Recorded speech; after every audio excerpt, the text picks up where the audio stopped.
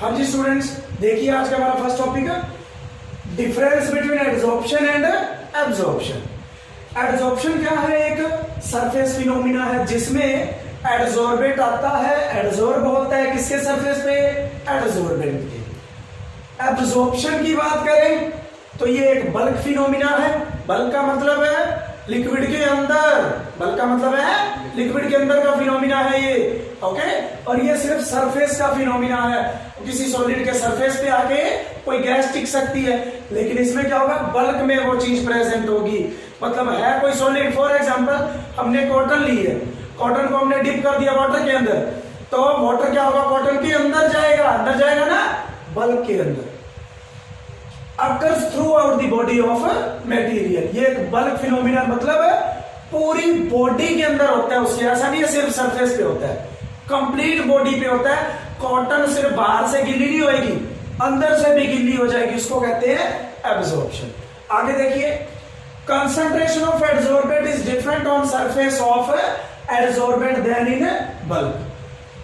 जो हम एडजॉर्बेंट लेके चल रहे हैं उसके सरफेस पे जब एडजॉर्बेंट आएगा तो एडजॉर्बेंट की कंसंट्रेशन एडजॉर्बेंट के सरफेस पे कुछ डिफरेंट होगी, और जो बल्क के अंदर है वो कुछ डिफरेंट होगी, ओके। आगे है कंसंट्रेशन रिमेन सेम, क्योंकि एक बल्क फिनोमिना है, इसमें जो सॉल्वेंट है या फिर मैं सिंपल वाटर की बात करूं, जैसे कॉटन का एग्जांपल लिया, तो जो वाटर है कॉटन के अंदर इक्वली क्या हो जाएगा? उसके अंदर डिस्ट्रीब्यूट हो जाएगा, सेम कंसंट्रेशन रहेगी। आगे है एट बिगिनिंग, स्टार्टिंग में एडजॉर्प्शन की रेट क्या होती है? हाई होती है, लेकिन जैसे ही क्या होगा, एडजॉर्प्शन कुछ हो जाता है, कुछ एडजॉर्प्शन हो चुका होता है, उसके बाद क्या होता है? एडजॉर्प्शन की रेट डिक्रीज कर जाती है, स्लो हो जाता है, और फाइनली हमें क्या मिल जाता है? इक्विलिब्रियम। और अगर एब्जॉर्प्शन की बात करें तो रेट स्पीड पूरे प्रोसेस में सेम रहने वाली है। क्लियर? अब आप एक एक एग्जांपल लिख लीजिए, इनका एक एक एग्जांपल भी लिखिए। 4 पॉइंट लिख लीजिए। एब्जॉर्प्शन का कोई एग्जांपल जो मैंने आपको कल करवाया था, if silica gel is present in a vessel containing moisture,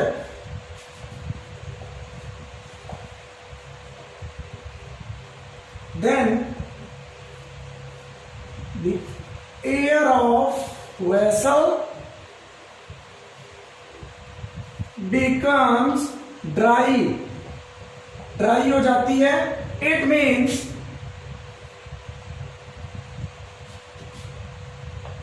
moisture is adsorbed on the surface of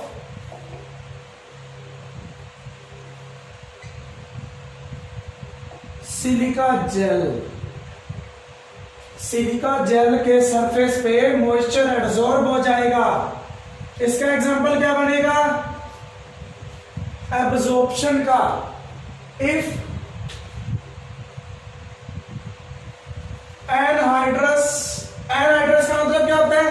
जिसमें वाटर है ना हो। Anhydrous CaCl2, calcium chloride is present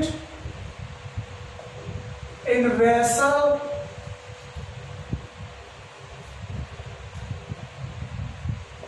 containing moisture, then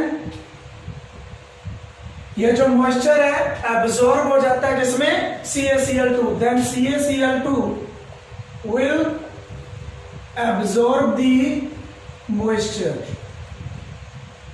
moisture को एब्सॉर्ब कर लेती है और बनाती क्या है?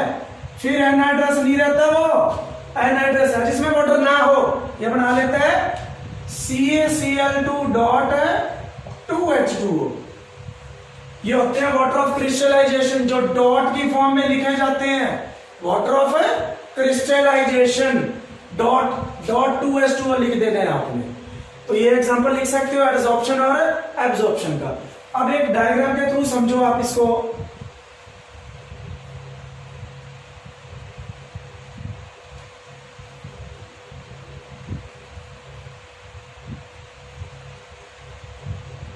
लिक्विड, किसी लिक्विड के अंदर मान लीजिए ये वेसल के अंदर मॉइस्चर प्रेजेंट है, ये लिक्विड के पार्टिकल्स है, ओके। और यहां पे हमने क्या कर रखा है, सिलिका जेल रख रखा है, silica.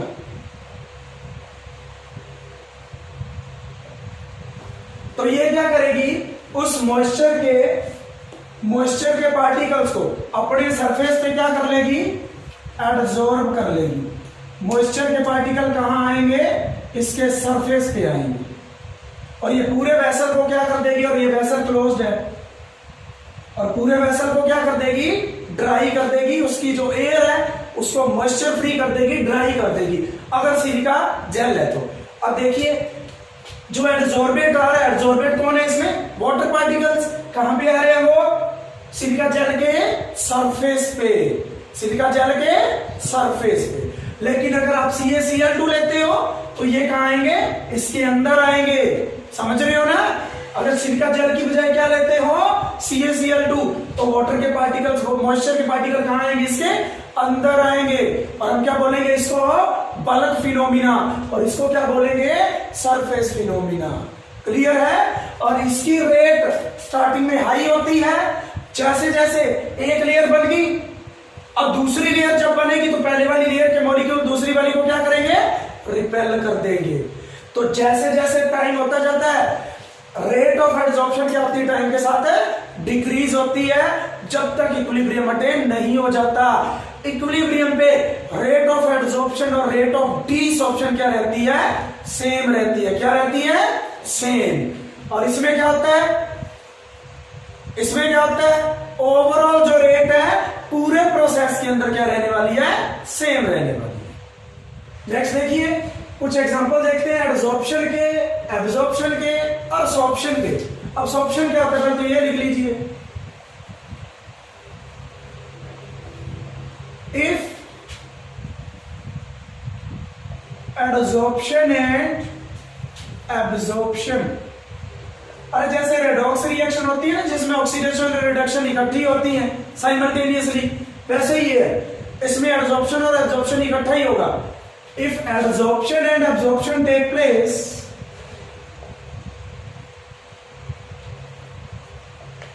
simultaneously, then the process is called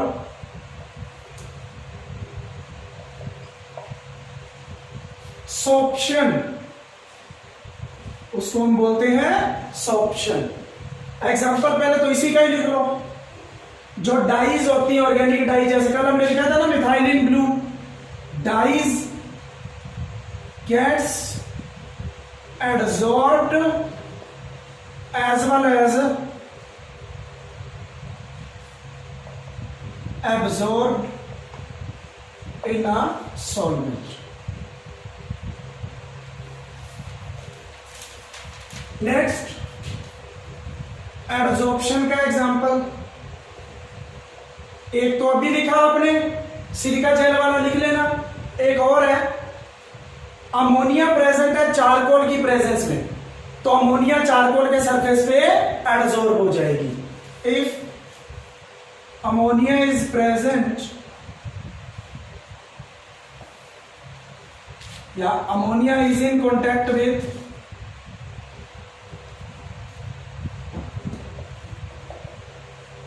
animal charcoal,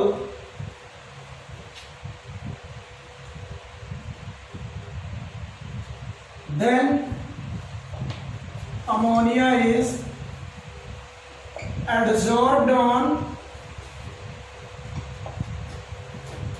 surface of charcoal, charcoal के सरफेस पे एडसॉर्ब हो जाएगी। और इसी का ही एग्जांपल, अमोनिया का ही एग्जांपल अपन ले लेते हैं एब्जॉर्प्शन में। If ammonia is in contact with water,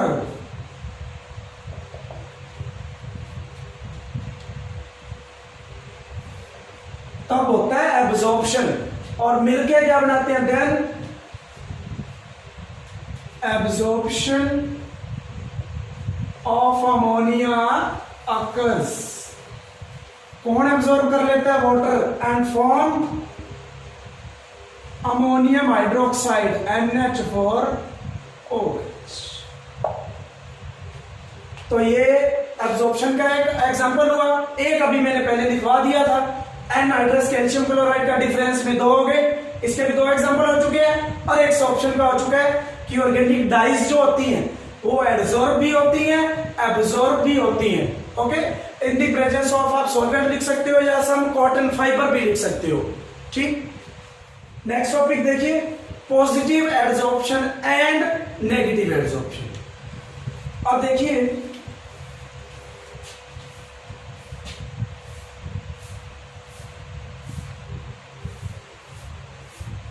अगर हम जनरल केस लें, जनरल केस, एक सॉल्यूशन प्रेजेंट है, मान लीजिए वेसल के अंदर, एक कंटेनर के अंदर एक सॉल्यूशन प्रेजेंट है। अब सॉल्यूशन के अंदर 2 कंपोनेंट होते हैं, कौन कौन से? Solute and solvent. सॉल्यूशन है, उसके अंदर क्या क्या है? Solute and solvent. कंप्लीट क्या है ये? सॉल्यूशन। कंपोनेंट है इसके सॉल्यूट एंड सॉल्वेंट। और हमने क्या किया, एक एडजॉर्बेंट डाल दिया इसके अंदर, सॉलिड एडजॉर्बेंट, सॉलिड है जो, ठीक है, वो क्या है? सॉलिड। अब यहां पे 2 केसेस है। कितने केसेस है? 2। ये हमारा क्या है? एडजॉर्बेंट, जिसके सरफेस पे एडजॉर्प्शन होना है, जिसने सरफेस प्रोवाइड करना है, और यहां से एडजॉर्बेंट निकलना है। 2 टाइप के एडजॉर्बेंट है सॉल्यूशन में, एक तो सॉल्यूट और दूसरा सॉल्वेंट। अगर सॉल्यूट के पार्टिकल्स जाते हैं इसके सरफेस पे, क्या बोला मैंने? अगर सॉल्यूट के पार्टिकल सॉल्यूशन में से उठकर इसके सरफेस पे चले जाते हैं तो सॉल्यूशन की कंसंट्रेशन पे क्या फर्क पड़ेगा? कंसंट्रेशन होता है गाढ़ापन, और कंसंट्रेशन किसी भी सॉल्यूशन की क्या होती है? मान लीजिए मैं मोलैरिटी की बात कर रहा हूं, तो क्या होता है वो? Number of moles of solute present in 1 litre of solution. मतलब अगर सॉल्यूट ज्यादा तो कंसंट्रेशन ज्यादा, और अगर सॉल्यूट कम तो कंसंट्रेशन है कम। कभी भी सॉल्वेंट की वजह से कंसंट्रेशन नहीं होती, मैं फिर कह रहा हूं। कंसंट्रेशन किसकी वजह से होती? सॉल्यूशन की, सॉल्यूट की वजह से। आप पानी के अंदर चीनी घोल रहे हो, जितनी ज्यादा चीनी घोलते जाओगे उतना ही ज्यादा वो सॉल्यूशन जो है, शुगर सिरप, क्या होता जाएगा? उतना ज्यादा गाढ़ा होता जाएगा, कंसंट्रेटेड होता जाएगा। समझ रहे हो? यस और नो?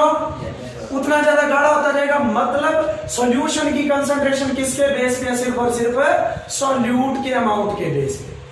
अब अगर सॉल्यूट सॉल्यूशन में से उठकर इसके सरफेस पे चला गया है तो कंसंट्रेशन सरफेस पे तो क्या होगी? इंक्रीज, लेकिन उस सॉल्यूशन में क्या होगी? डिक्रीज। उसको क्या कहते हैं? Positive adsorption. लिख लीजिए, if concentration of adsorbate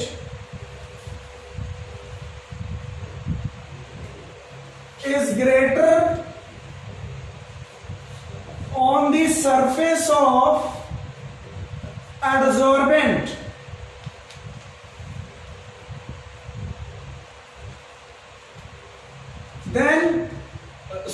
then in bulk।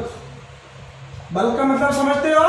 ये जो बाकी पोर्शन है लिक्विड वाला, ये सारा बल्क है, और ये सरफेस है इसका। Then bulk, then it is called positive adsorption. तब हम उसको क्या बोलते हैं? Positive adsorption. आगे देखिए,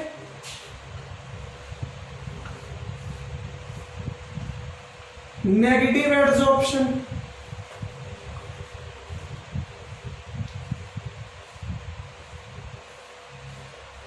नेगेटिव एडजॉर्प्शन ध्यान दीजिए इधर।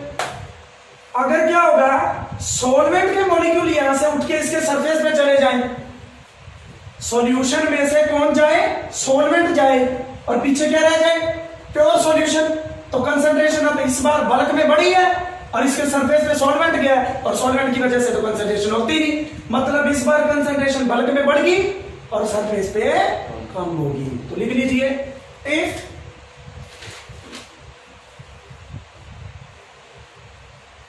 concentration of adsorbate is lesser than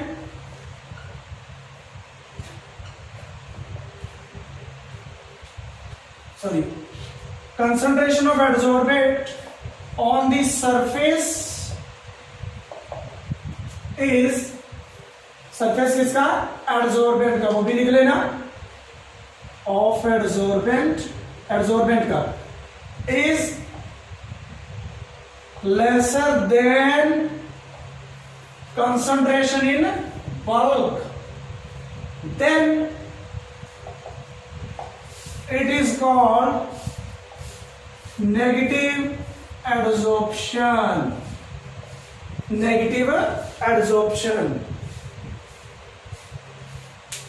example देखिए, पॉजिटिव एडजॉर्प्शन के अंदर एग्जाम्पल लिख लीजिए, पॉजिटिव के अंदर लिख लीजिए example,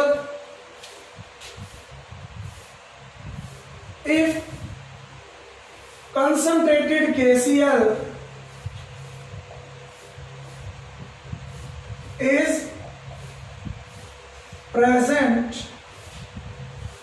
along with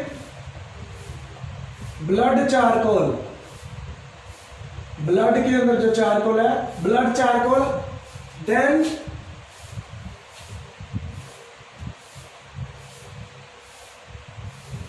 positive adsorption occurs.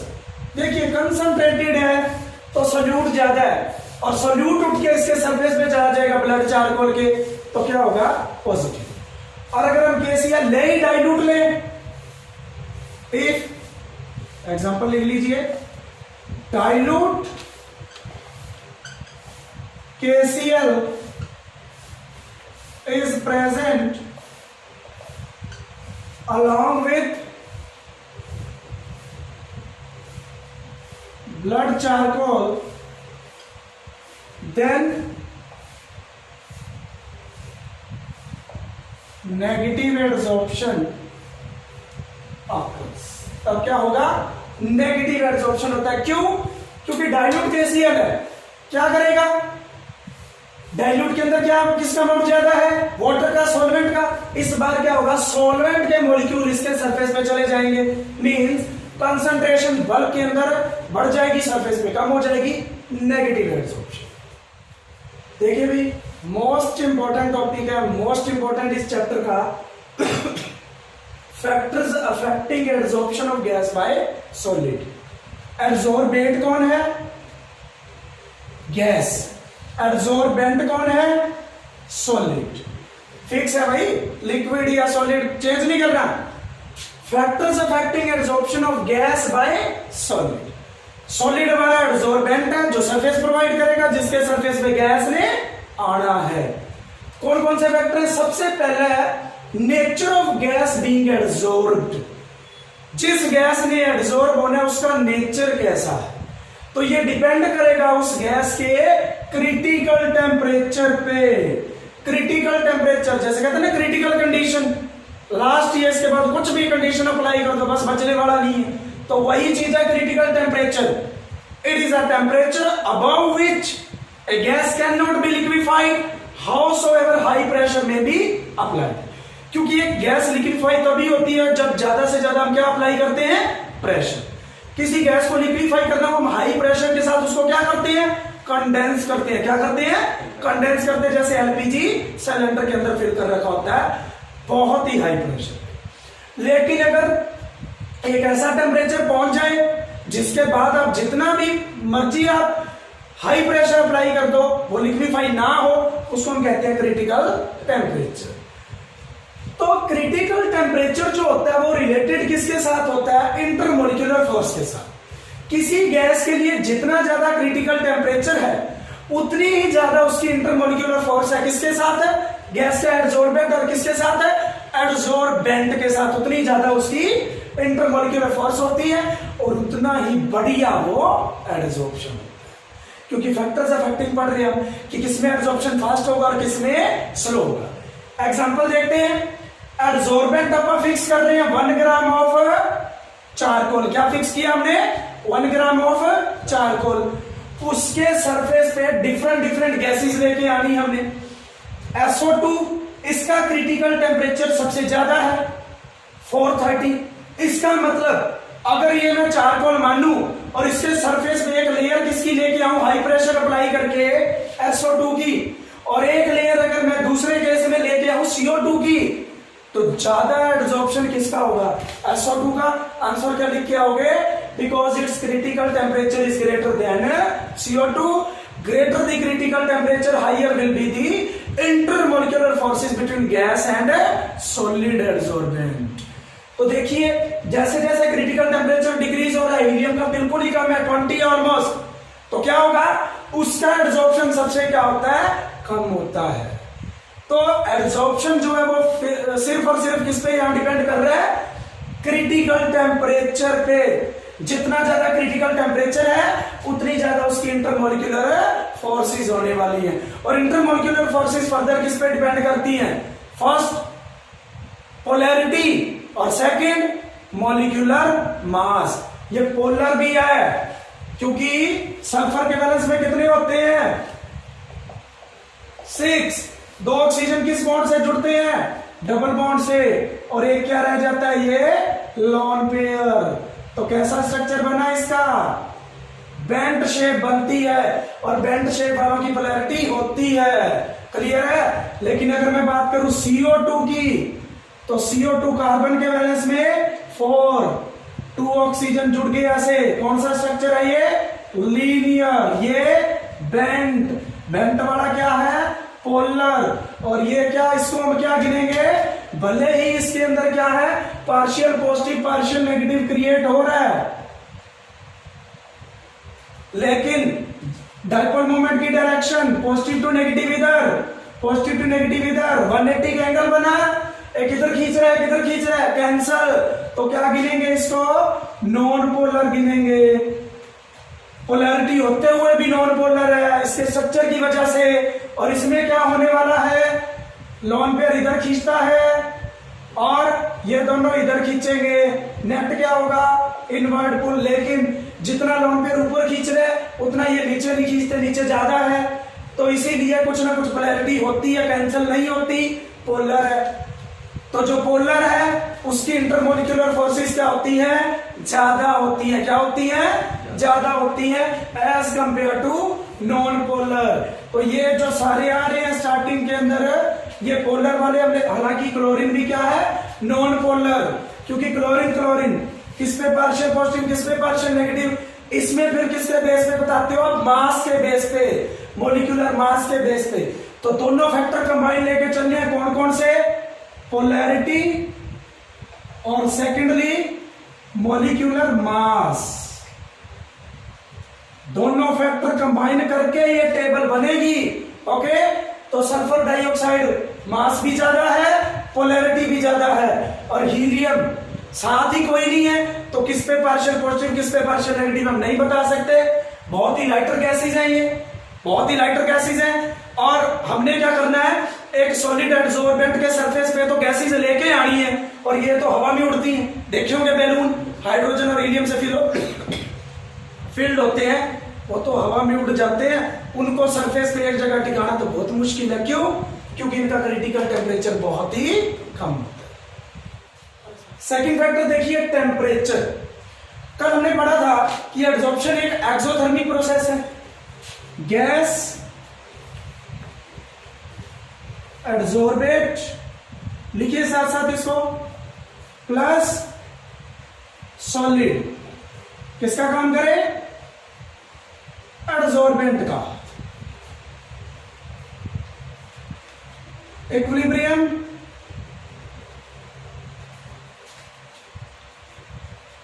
Gas adsorbed on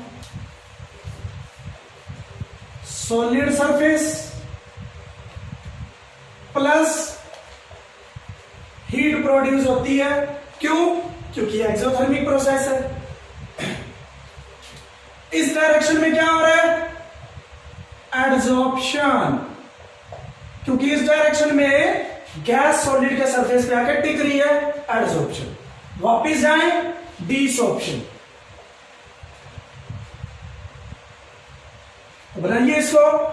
जब एक गैस एक सॉलिड के सरफेस पे एब्जॉर्ब हो रही है तो वो प्रोसेस है एब्जॉर्प्शन, प्लस कुछ अमाउंट हीट का रिलीज हो रहा है। क्यों? क्योंकि एब्जॉर्प्शन का एक एक्सोथर्मिक प्रोसेस है। लिख लीजिए, absorption is an exothermic process, so heat is evolved. अब यहां से एक स्पेशल डेफिनेशन बनेगी। जब 1 ग्राम सॉलिड एब्जॉर्बेंट के सरफेस पे, क्या बोला मैंने, 1 ग्राम उसका मास है, उसका जितना भी सरफेस है उस 1 ग्राम एब्जॉर्बेंट का, उसके सरफेस पे जितनी गैस आके एब्जॉर्ब होएगी और जो हीट रिलीज होती है उसको कहते हैं हीट ऑफ एब्जॉर्प्शन। तो लिख लीजिए, when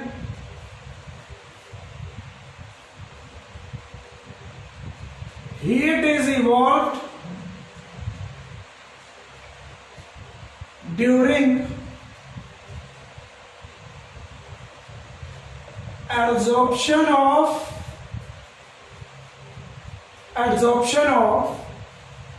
gas on 1 gram of solid adsorbent, then this heat is called heat of adsorption। उसको क्या बोला जाता है? Heat of adsorption. अगर हम इसका मास फिक्स कर दें, 1 ग्राम एड्सॉर्बेंट लिया, उस पे जब गैस आके एब्जॉर्ब होगी उसके सरफेस पे टिकेगी, तब जितनी भी हीट निकल रही है उसको हम एक स्पेसिफिक नेम दे देते हैं, हीट ऑफ एड्सॉर्प्शन। अब ध्यान दीजिए, यहां आपका केमिकल इक्विलिब्रियम चैप्टर काम आएगा जो +1 में आपने पढ़ा है। लिख लिया ये सारा। यहां पे आपका केमिकल इक्विलिब्रियम काम आने वाला है। मैं यहां बात करूंगा ली चैटलियर प्रिंसिपल की। किसकी बात कर रहा हूं? According to Le Chatelier principle. अब ध्यान दीजिए, ये क्या कहता है कि अगर इक्विलिब्रियम के साथ आप छेड़छाड़ करते हो तो इक्विलिब्रियम अपने आप को खुद को वापस री एस्टैब्लिश करवाने की कोशिश करता है, अपने आप को री एस्टैब्लिश, वापस इक्विलिब्रियम लाने की कोशिश करता है। हीट किस साइड है? Product side. आपने क्या कर दिया? टेम्परेचर इंक्रीज कर दिया। आपने टेम्परेचर इंक्रीज कर दिया। टेम्परेचर इंक्रीज करने से हीट क्या हुई? इंक्रीज। और हीट ऑलरेडी किस साइड पे है? प्रोडक्ट साइड पे। प्रोडक्ट साइड पे आपने कुछ इंक्रीज कर दिया तो इक्विलिब्रियम क्या हो गया? डिस्टर्ब हो गया। इक्विलिब्रियम क्या हो गया? डिस्टर्ब हो गया। तो वो किस साइड शिफ्ट हो जाएगा वापस आने के लिए? बैकवर्ड। क्यों? क्योंकि राइट में कुछ इंक्रीज हुआ है और बैकवर्ड में क्या बढ़ रहा है? डिसॉर्प्शन। मतलब जो गैस सॉलिड के सरफेस पे आई हुई थी, आपने हीट कर दिया, गैस के मोलिक्यूल उड़ गए वापस। क्लियर है? If temperature increases, then heat increases on product side. So equilibrium shifts in backward direction. Backward direction. It means adsorption decreases. Adsorption क्या हो जाता है? Decrease हो जाता है। adsorption है decreases। तो टेम्परेचर इंक्रीज करने से adsorption of gas on solid adsorbent decrease हो जाता है। एड्सॉर्प्शन क्या हो जाता है? गैस का सॉलिड एड्सॉर्बेंट के सरफेस से डिक्रीज, क्योंकि जो गैस सरफेस पे आई हुई थी टेम्परेचर इंक्रीज करने से उसके मॉलिक्यूल वापस उसके बीच में जो कुछ फोर्सेस बनी थी सॉलिड और गैस के बीच में, वो फोर्स ऑफ अट्रैक्शन टूट गई और वो गैस मॉलिक्यूल वापस उड़ जाएंगे, वेपराइज हो जाएंगे, वोलेटाइल हो जाएंगे। नेक्स्ट फैक्टर देखिए प्रेशर। अब आपको भी पता है किसी गैस को इकट्ठा करके एक जगह पे लाना हो तो प्रेशर क्या करना पड़ता है, इंक्रीज करना पड़ता है। तो अगर आपने हाई प्रेशर अप्लाई कर रखा है तो एड्सॉर्प्शन क्या होगा, इंक्रीज। सीधा लिख लीजिए, adsorption of gas increases with increase in pressure। Pressure increase करने से गैस का जो एड्सॉर्प्शन है on the surface of solid adsorbent increase हो जाएगा। फोर्थ फैक्टर देखिए सरफेस एरिया ऑफ एड्सॉर्बेंट। देखिए अल्टीमेटली एक गैस ने एक सॉलिड के सरफेस पे ही तो आना है। अगर सरफेस ज्यादा होगा तो ऑब्वियसली ज्यादा गैस आके उसके ऊपर एड्सॉर्ब होगी और रेट ऑफ एड्सॉर्प्शन या फिर एक्सटेंट या अमाउंट ऑफ एड्सॉर्प्शन क्या हो जाएगा, इंक्रीज। तो लिख लीजिए greater the surface area of adsorbent comma higher will be the adsorption of gas। Adsorption of gas उतनी ही ज्यादा होगी जितना ज्यादा सरफेस एरिया होगा। फॉर एग्जाम्पल हम बात करें चारकोल की। चारकोल क्या होता है, एड्सॉर्बेंट, सिलिका जेल एंड लिख लेना चारकोल एंड सिलिका जेल, इनका पोरस स्ट्रक्चर होता है। पोरस मतलब छोटे छोटे होल्स हैं। होल्स है तो क्या हुआ, ओवरऑल एरिया क्या हो गया, बढ़ गया। अरे किसी स्ट्रक्चर के अंदर छोटे छोटे होल्स हैं उसका मतलब क्या, ओवरऑल एरिया बढ़ गया। बढ़ने से ज्यादा गैस इनके ऊपर आ सकती है। चारकोल एंड सिलिका जेल है porous structure, porous structure, so they have large surface area। उनका सरफेस एरिया पोरस स्ट्रक्चर के छोटे छोटे होल्स होते हैं, फाइन होल्स इनमें, उस वजह से उनका सरफेस एरिया बढ़ जाता है। सो एक्सटेंट ऑफ एड्सॉर्प्शन इंक्रीजेस। इनको एड्सॉर्प्शन में जब यूज किया जाता है तो ये ज्यादा एड्सॉर्प्शन करवाते हैं। और एग्जांपल लिख लीजिए, जैसे ट्रांजिशन मेटल अपन निकल लेते हैं, फाइनली डिवाइड करते हैं। कल भी मैंने समझाया था आपको, क्योंकि number of valencies, number of site increase हो जाती है। और एग्जांपल लिख लीजिए, फाइनली डिवाइडेड निकल और other transition metals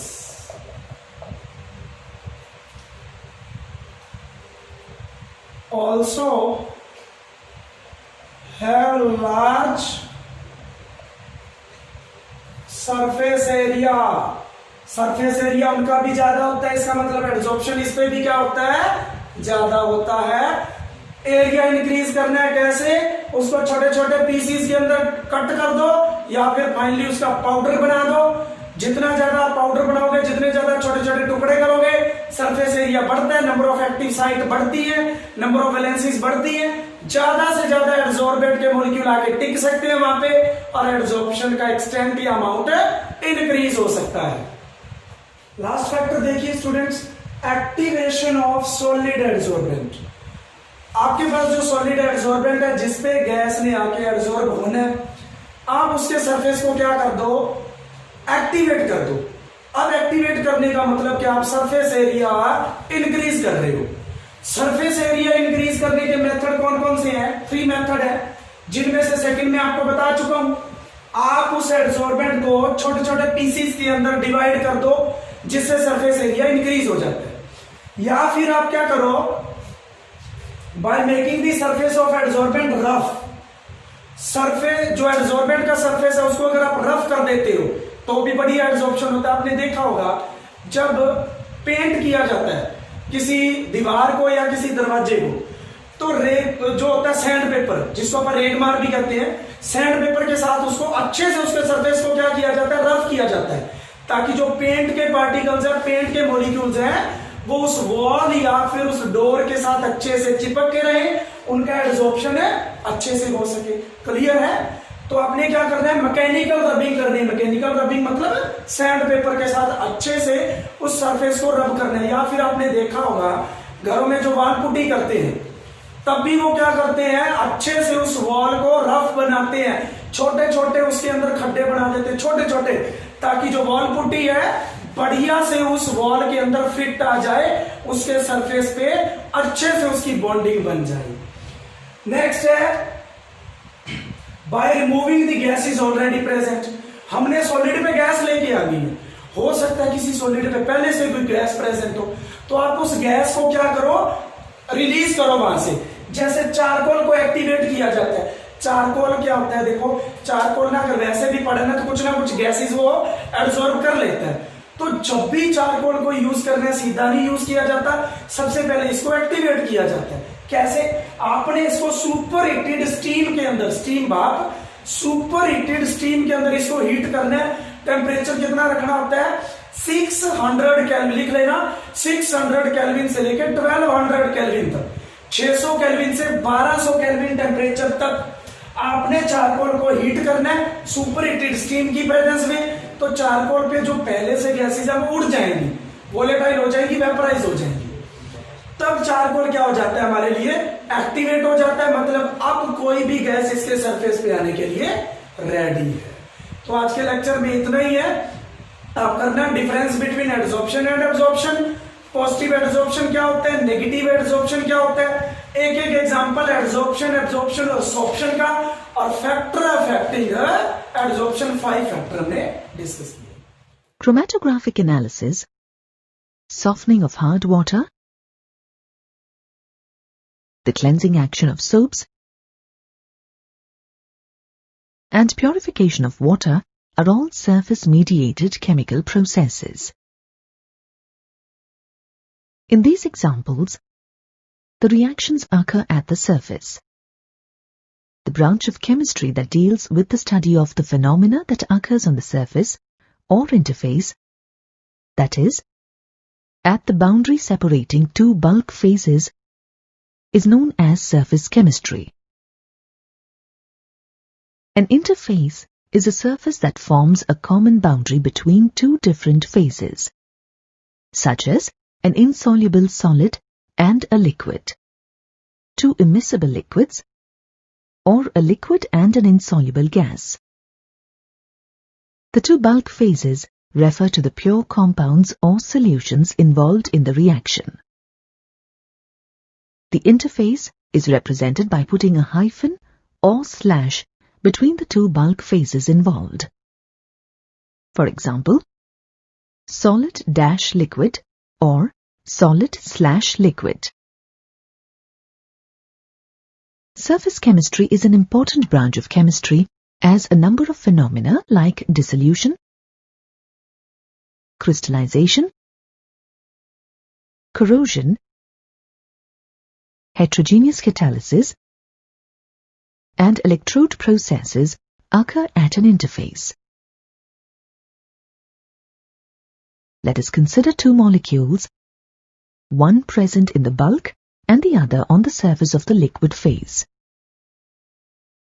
The situation for the molecule on the surface of the liquid is different from the one in the bulk of the liquid. The molecule in the bulk experiences a balanced force of attraction from all directions. However, the molecule on the surface is surrounded by liquid molecules of the same phase and also by fewer molecules from the gaseous phase. As a result, the molecule lying at the surface experiences an unbalanced force or some net inward force of attraction. Similar inward forces of attraction exist at the surface of solids. If you put solid charcoal in a closed vessel containing oxygen, you observe that oxygen molecules are attracted to the solid surface of charcoal. As a result, the concentration of the gas on the surface of the solid increases. The same reaction occurs if a liquid put into a closed vessel containing gas. The gas molecules will accumulate on the surface of the liquid. This phenomenon of attracting and retaining the molecules of a substance on the surface of a solid or liquid, resulting in a higher concentration of the molecules on the surface, is known as adsorption. The substance on the surface of which adsorption takes place is called the adsorbent, while the substance thus adsorbed is called the adsorbate. In the example that we just saw, the molecules of oxygen are the adsorbate, while the solid charcoal is the adsorbent. The reverse process, that is, the removal of the adsorbed substance from the surface, is called desorption. It can be brought about by heating or by reducing the pressure.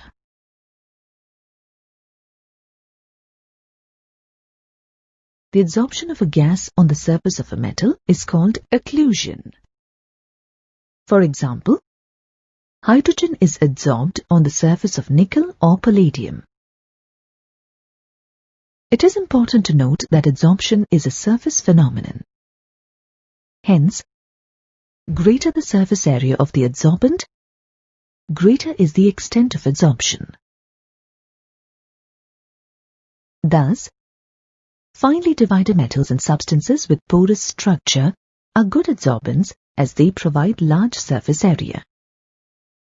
Charcoal, silica gel, alumina gel, and clay act as excellent adsorbents.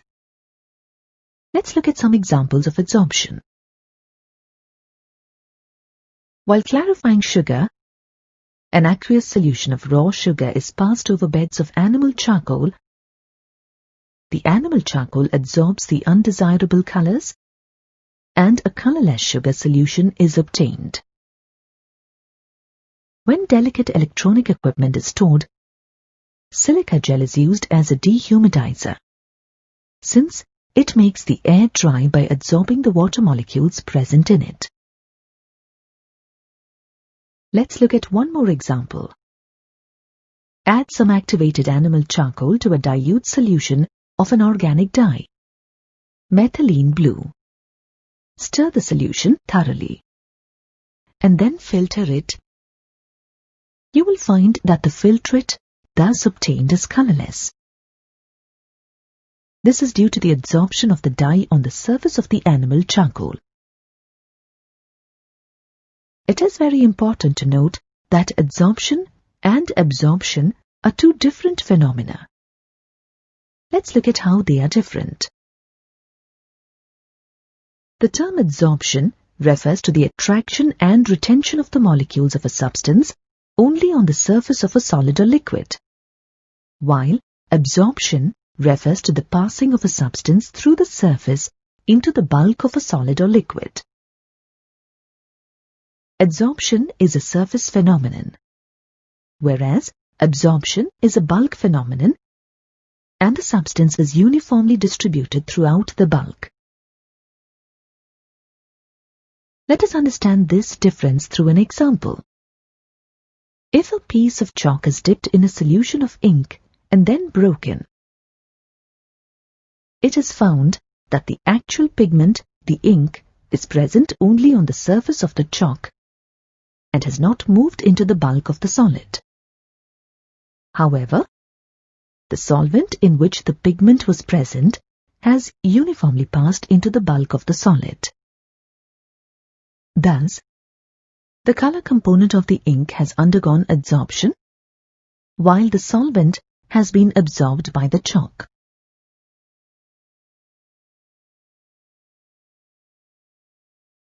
Another example is the action of water vapor. water vapor adheres to the surface of silica gel.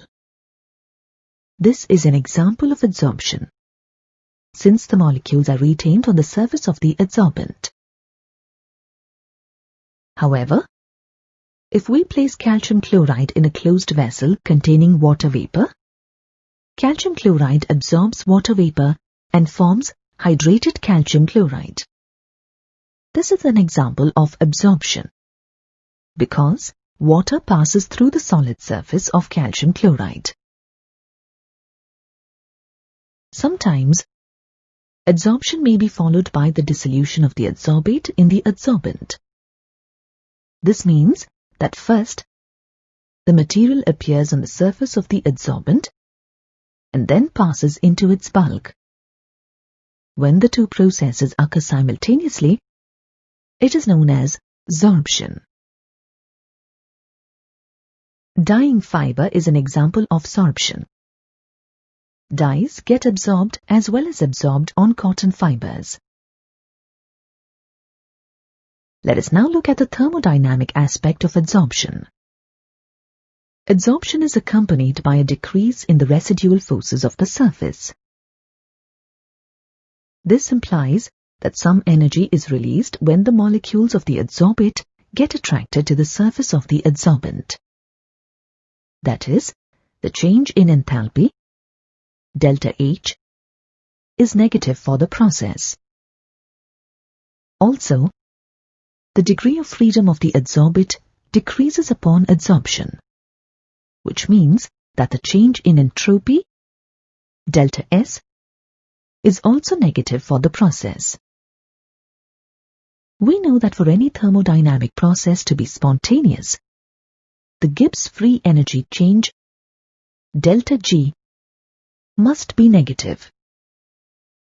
The Gibbs equation is delta G is equal to delta H minus T delta S. So, delta G can be negative if delta H is sufficiently negative, since minus T delta S is positive for the process of adsorption. When delta H becomes equal to T delta S, or when delta G becomes 0, the adsorbate and the surface reach a state of dynamic equilibrium.